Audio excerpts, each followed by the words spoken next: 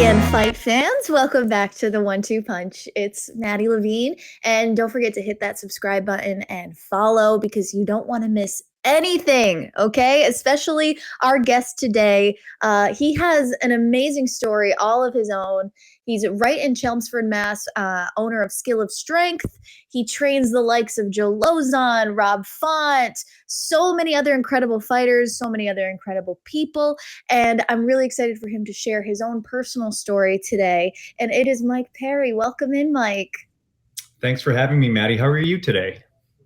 I'm good. I'm so excited to talk to you because I feel like you have become the guy that is the strength behind New England. And it's so cool to see you grow into the martial arts community. So I'd love to hear a little more about your story. And I guess we'll start with, when did you become a strength and conditioning coach? Officially, right after college. So I went to school for sociology, and my goal was to be a police officer or to be a state trooper. And at that point, there really wasn't any jobs. And I had played college soccer, and I did all right. And I happened to link up with a bunch of professional athletes from the Revolution. So I was training a bunch of these guys at a facility in Wellesley, Massachusetts. And I got friendly with the owner, and we just started talking.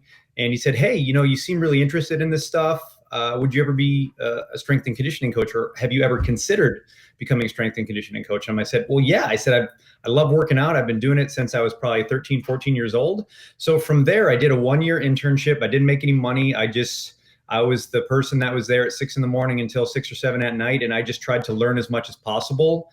And throughout that time, I had some amazing mentors along the way that those individuals really guided me through my journey, because I made a lot of mistakes because I really didn't have that education and that exercise phys background. So I started from a very different spot than most people that are strength and conditioning coaches. But I just kept on trying to improve and study various coaches that I really enjoyed their work, or people that I looked up to. And two individuals that are really famous and really popular were two people that I gravitated towards, and that was Gray Cook. He's a world-renowned physical therapist, and he started functional movement systems. So I got certified in around 2006, and any time that they were in New England, I just showed up and I said, "Hey, how can I help? I'll hand out manuals, I'll clean up, I'll just do whatever you need." And eventually I got to the point where they brought me on to become an assistant at their certifications, and then I've got promoted to like a lead instructor, where I get to go and run courses throughout the United States, which is pretty cool.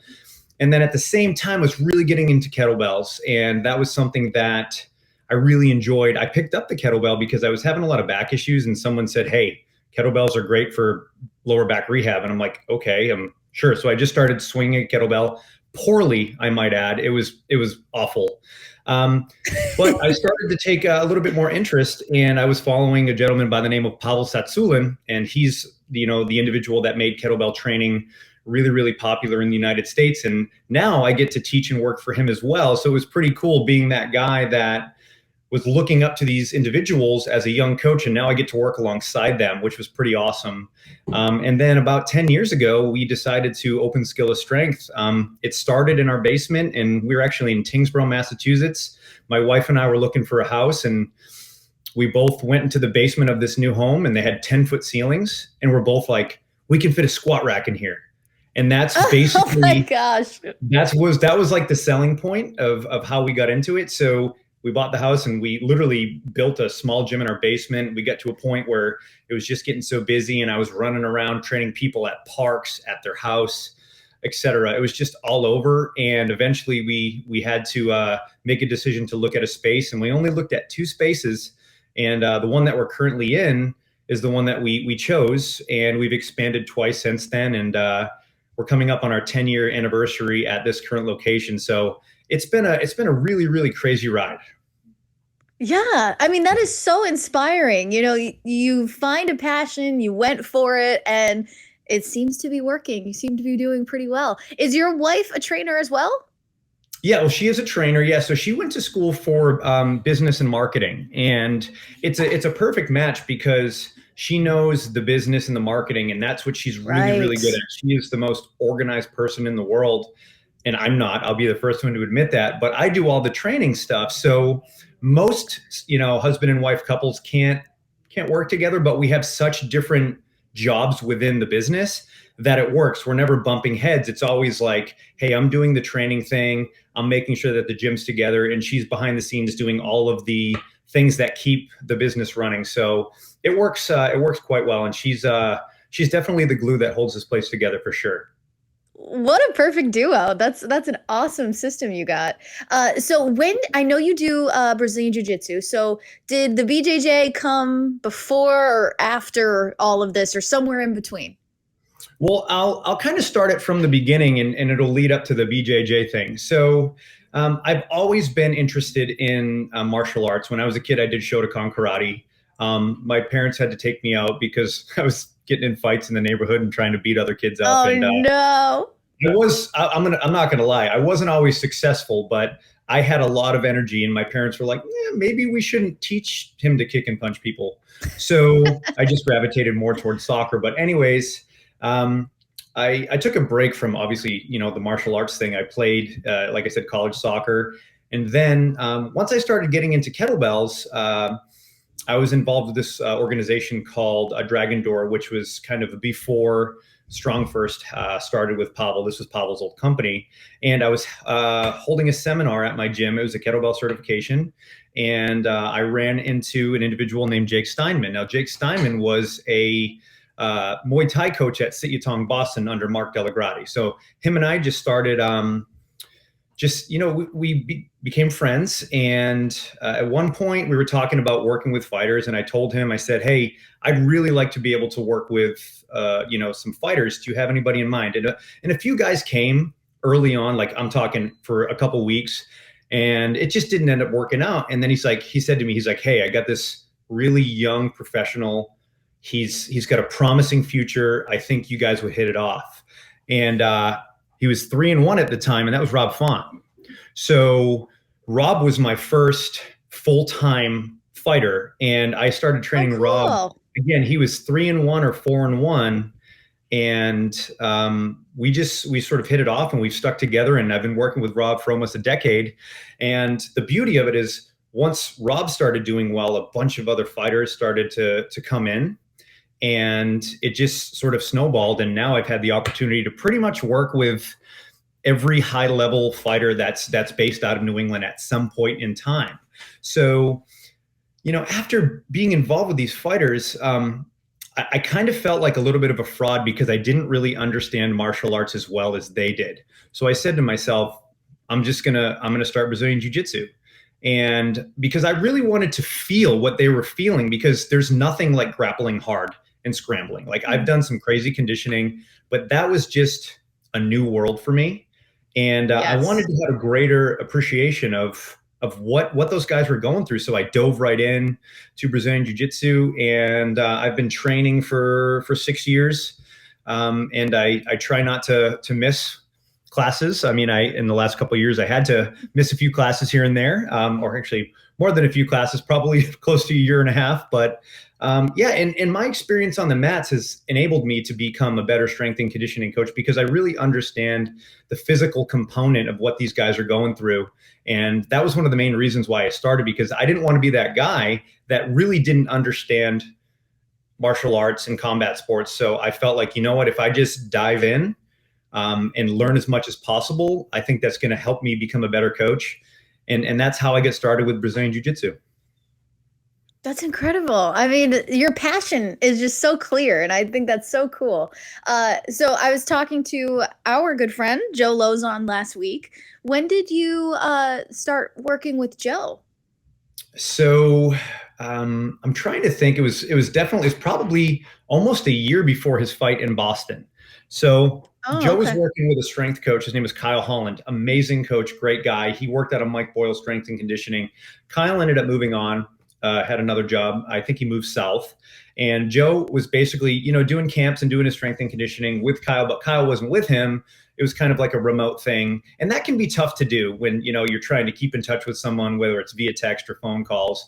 So I don't really know how I exactly got introduced to Joe. It might have been through Tyson Chartier, and but me and Joe sort of hit it off, and my job was to get Joe prepared for UFC Boston, and that was the first full camp that I worked with Joe. No And pressure. right, I mean, and then that night, I want to say we had Joe on that card. We had so I trained Joe for that card. I think it was Calvin and Rob on that Yep. card, and I don't even know, maybe even Yep. one of the other cards.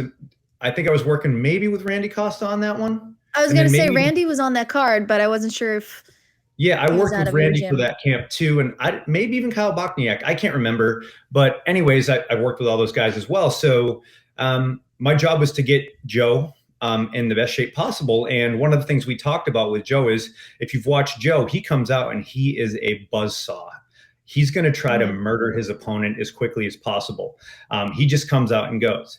And so my goal with Joe was let's get Joe in the best shape as possible so he can sustain a really high pace for the entire fight. So that's what we had to do. And honestly, it couldn't have gone any better.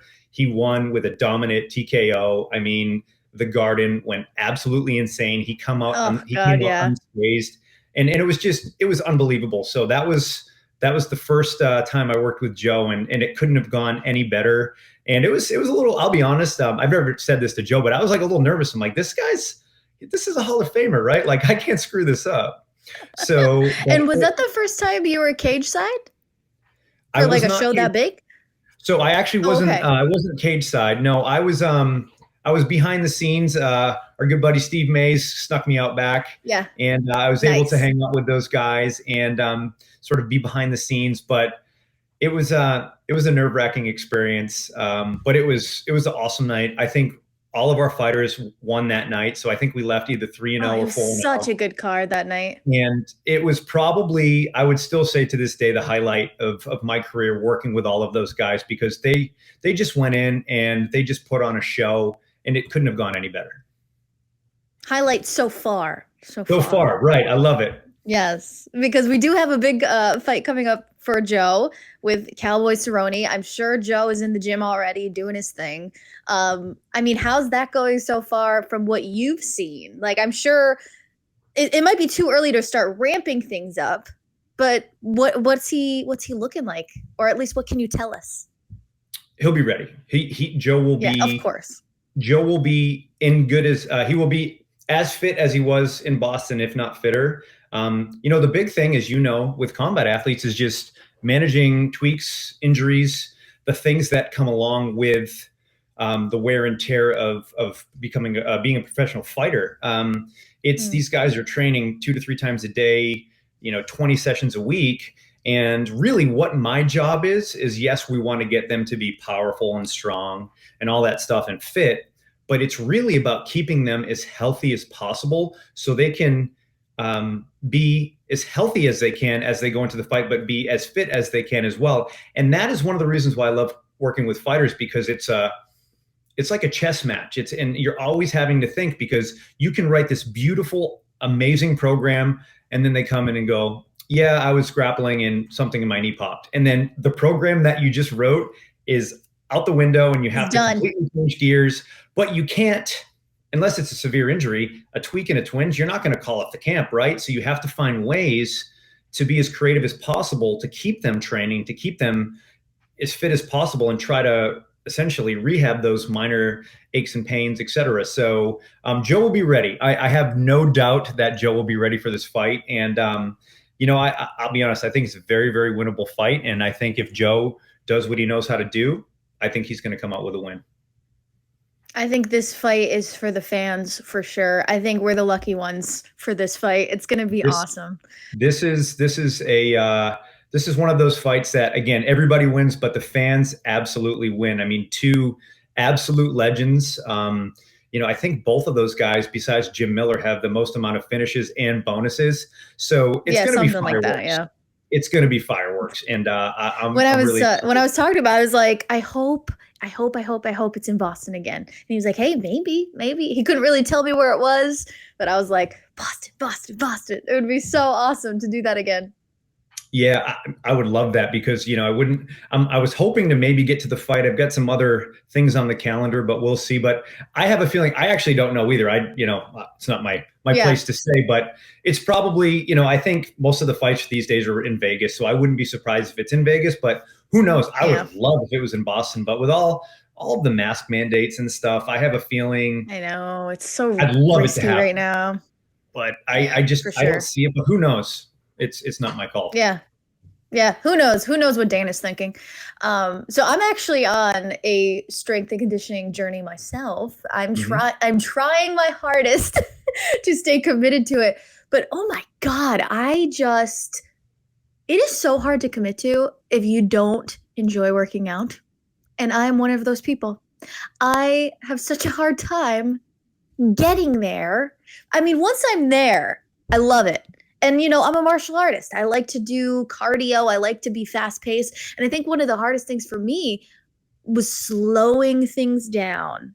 Like realizing that no, you have to take a break after everything and you have to like collect yourself. So, if you were to give me any advice onto just sticking with it, what would your advice be? So you know what, you hit the nail on the head. It's the rest thing. Fighters aren't Yes. good at hanging out for 2 to 3 minutes doing nothing. So when I program, what I do is I put in filler or rehab or prehab exercises to fill the gaps in those times. So for example, let's say it's our first block of the day. We've done our warm up and we're doing our power development. And let's say we're going to do box jumps for bilateral power, and we're going to do medicine ball throws for rotational upper body power.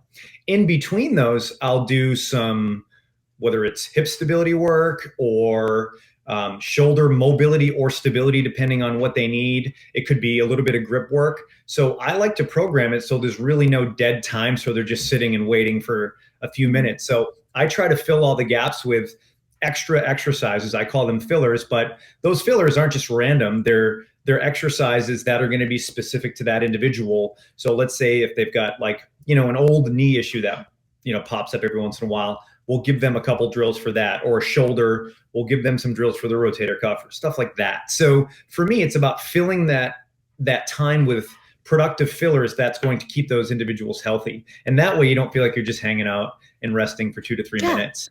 And that's how I like to program it because, again, most fighters don't like to sit around and rest. Now, once we get to our peaking phase and we're doing our max effort, 30, 40-second bike sprints, which is just god awful, they're happy with the 2 minutes off. They're just like, yes, Yeah. Yeah. give me all of the recovery. So it really just depends on what part of camp that we're in. But I would say absolutely just try to find productive ways to keep yourself occupied and do things that are going to be beneficial for you from a health and a wellness standpoint. And it shouldn't be exercises that are going to really, really fatigue you. It should be exercises that are going to, again, give you that little extra stability or mobility that you need, or just maybe it's a few exercises that are focusing on some old nagging injuries. And that's how I like to fill my time. Yeah, that makes so much sense. I mean, that's my biggest thing is like I'll do the workout and then I'm just like, okay, I'm ready to go. Let's do something. Let's do something. So I really like that. I'm definitely gonna have to incorporate that. Another big question that I see surrounding strength and conditioning is what is the perfect age to start weightlifting? Like what is too young? Is there such thing as too old? What's your opinion on that?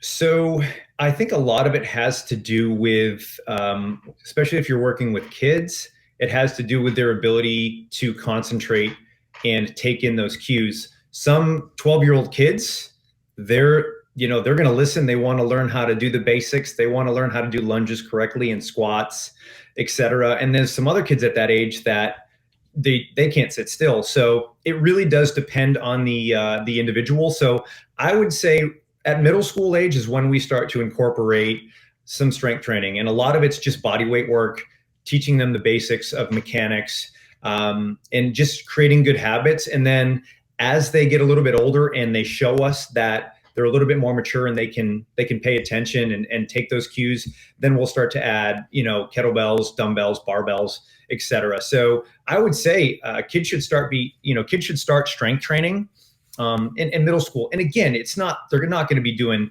heavy deadlifts and back squats, but just Right. understanding how to use their body in various ways and planes.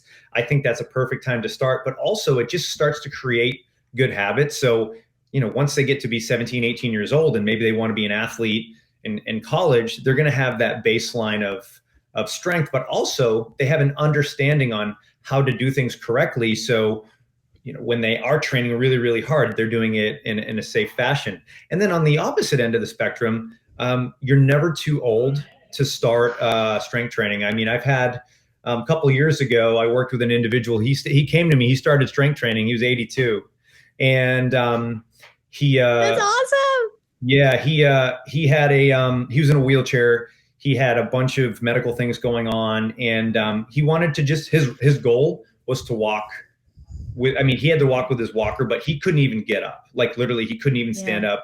This guy was a former football player. He was about 6'5", 275 pounds, big guy. And he just wanted to be mobile again. So that's what we did. Strength training for him was getting in and out of his chair and then standing up and learning how to getting him strong enough to walk again. So granted, that's a very extreme case, but I have a bunch of clients in their 60s and 70s that are strength training, and they're deadlifting, they're squatting, they're lunging. Now, they're not doing it crazy heavy, but what I try to teach is that these fundamental movement patterns like deadlifting is simply the ability to lift a heavy object off of the ground safely. So maybe it's your grandkids or maybe it's a weight, but you still have to have decent mechanics so you don't hurt yourself. Same thing with Mm-hmm. squatting. Squatting, honestly, if you want to use the restroom by yourself for the rest of your life, squatting is important. Think about lunging. When you go down to tie your shoe, that's a lunge variation. So all of these movement patterns are, yes, you see them in the gym. And when you see deadlift, squat, and lunge, a lot of people think weight room, but those are normal Mm. movements that we need as we get older, because if you can't maintain those movement patterns, your quality of life is going to go down really, really quickly. Wow, that's so true. I would never correlate my squats to going to the bathroom, but now that you say that, that makes a lot of sense. So it's funny. I'll just tell you a quick little story. When we Yeah. moved into this space, it used to be a school. It was a Montessori school, and I remember we were going and checking out the facility, and then I went and checked out the bathroom, and they had a kid's toilet in there. So it wasn't a regular height toilet, and I didn't use it, but I was looking at it, and it was so low to the ground, and I'm thinking, we should keep this so our clients can squat deeper. And we obviously didn't. But I was looking at it, and I was like, man, this is. And we, obviously we kind of say it tongue in cheek, but at the same time, those things people don't think about until it's too late, until they maybe have a musculoskeletal injury, or maybe they have a bad fall and they're no longer as mobile as they'd like to be. So strength Mhm. training is honestly, it's a quality of life thing as you get older. And as you get younger, yes, working with fighters, it's a performance thing, but it's also just a longevity thing. And that's one Yeah. of the things that I like to preach. It's not about lifting as heavy as possible. It's being able to thrive in your 60s and 70s, 80s, rather than just being sedentary and not being able to get up. Because we all know people in their 60s and 70s that are out running, lifting, and they're really active. But unfortunately, there are a lot of people in their 60s and 70s that they can't even walk without a walker or a cane. So I always tell people, do you want to thrive and do you want to have energy and do you want to be as functional as possible as you get older? If so, you need to be strength training. Yeah. That's such an interesting take. Um, Online we have a bunch of questions for you, so I'll just pick a couple. Um, Judo Craft asked if you could only get good at a few exercises which are worth mastering for a fighter, what would they be? For a fighter, I would say a Turkish get up with a kettlebell. Being able to master Ugh. that is an awesome movement. And because the Turkish get up is very, very similar to a tactical stand up. The difference is the arm position. So if you're framing in a tactical stand up, your hand is in front of you. If you're doing a get up, your hand is overhead, but it's the same mechanics. Mm. So a Turkish get up, and let me tell you, when you get really strong in those, you can frame really, really well. You can manage distance with your opponent. So a Turkish get up is one of my favorite. And I would say if I had to pick an upper body, I would say I'm a huge fan of pulling, so pull-ups. I'm a huge fan of those, and the basics, even just push-ups and maybe some deadlifts or some squats, and that's it. You don't need anything fancy. I actually wrote a whole program based off of kettlebell swings and pull-ups, and people got amazing results. But when you get to a scenario where you can only pick a handful of exercises, you have to be really, really smart with how you program them. So that's just a scenario where you have to have experience doing that. But if you want, to really get the basics down, I would say get ups, some of the other kettlebell skills, pull ups, deadlifts, some squats, and you're in pretty good shape. Can't Tatch said, if an athlete had 1 month off skills training to just focus on strength and conditioning, what would you recommend? I guess he's asking, would you recommend doing something like that, where you take off a month of skills, so like striking, just to focus on strength and conditioning? Is that something you would recommend?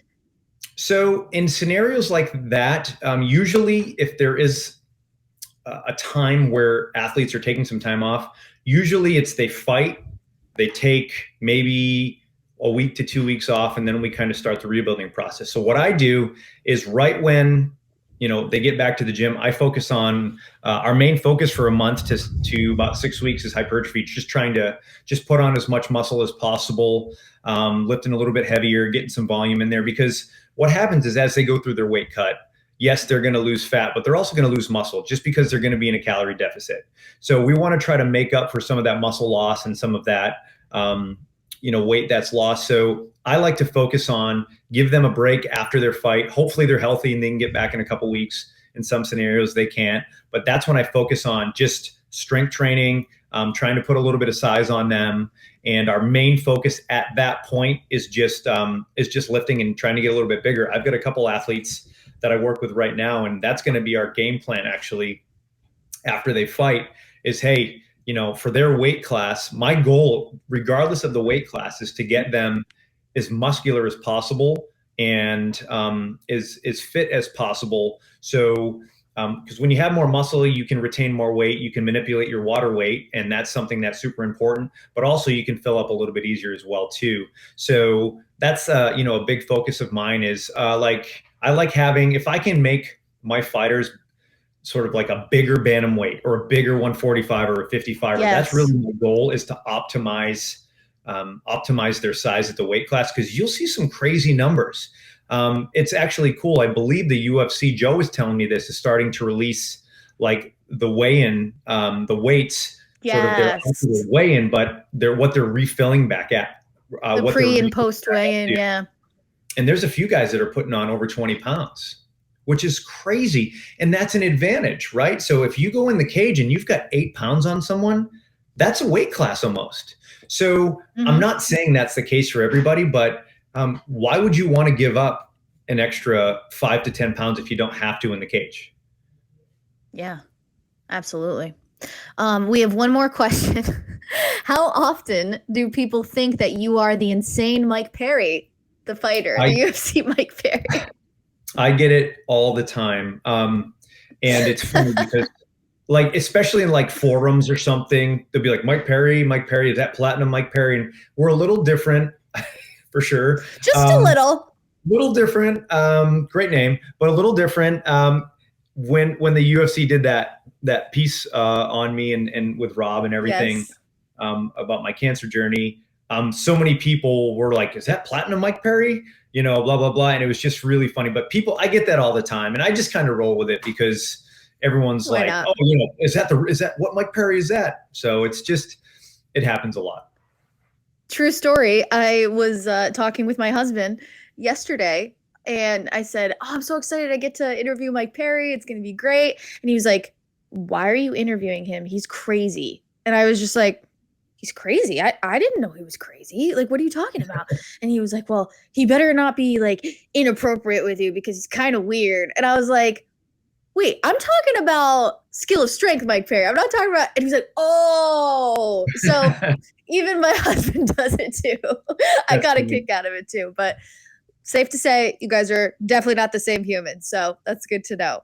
But Mike, this has been so much fun. I'm so glad we got to hear a little bit more of your story and your journey. And, I'm definitely going to be checking in with you to see how Joe's camp's doing because I love to be a fly on the wall with all that stuff. But let everybody know where they can follow you so they can keep following your journey.